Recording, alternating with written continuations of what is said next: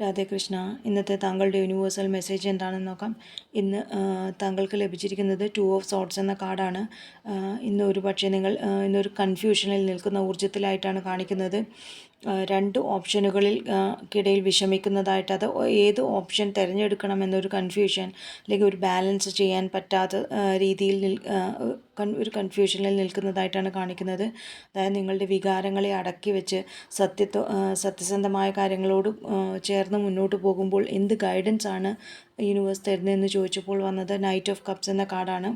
നിങ്ങൾക്കിപ്പോൾ നിങ്ങളുടെ വികാരങ്ങളെ ശ്രദ്ധിക്കാനും അങ്ങനെ ശ്രദ്ധിച്ച് സ്നേഹത്തോടെയും അവബോധത്തോടെയും വികാരങ്ങൾ, നിങ്ങളുടെ ഏത് വികാരങ്ങളാണോ ആ വികാരങ്ങൾ സത്യസന്ധമായി പ്രകടിപ്പിച്ച് മുന്നോട്ട് പോകാനാണ് യൂണിവേഴ്സ് പറയുന്നത്. അതായത് ഭാവനയും കരുണയും കൂട്ടിക്കലർത്തി തീരുമാനങ്ങൾ എടുത്ത് മുന്നോട്ട് പോകാനാണ് ഗൈഡൻസ് ആയിട്ട് പറയുന്നത്. അങ്ങനെ തീരുമാനങ്ങൾ എടുത്ത് മുന്നോട്ട് പോകുമ്പോൾ എന്ത് ആക്ഷൻ, എന്ത് ശ്രദ്ധിക്കണമെന്ന് ചോദിച്ചപ്പോൾ വന്നത് 10 ഓഫ് സോർട്സ് എന്ന കാർഡാണ്. നിങ്ങൾക്ക് ഗുണമില്ലാത്ത കാര്യങ്ങൾ, ചിന്തകൾ, ബന്ധങ്ങൾ പറ്റുമെങ്കിൽ അതിനെ ഒന്ന് സ്റ്റോപ്പ് ചെയ്ത്, അല്ലെങ്കിൽ അതിനൊരു സമയം കൊടുത്ത് ഉപേക്ഷിച്ച് മുന്നോട്ട് പോകാൻ ശ്രദ്ധിക്കാനാണ് യൂണിവേഴ്സ് എന്ന് പറയുന്നത്. ഓവറോളായി നോക്കുമ്പോൾ അനിശ്ചിതത്വത്തിൽ നിന്ന് മാറി ഹൃദയത്തിൻ്റെ ശബ്ദം കേട്ട് ഇനി ആവശ്യമില്ലാത്ത ചിന്തകളോ വിഷമങ്ങളോ സാഹചര്യങ്ങളോ ബന്ധങ്ങളോ ഒക്കെ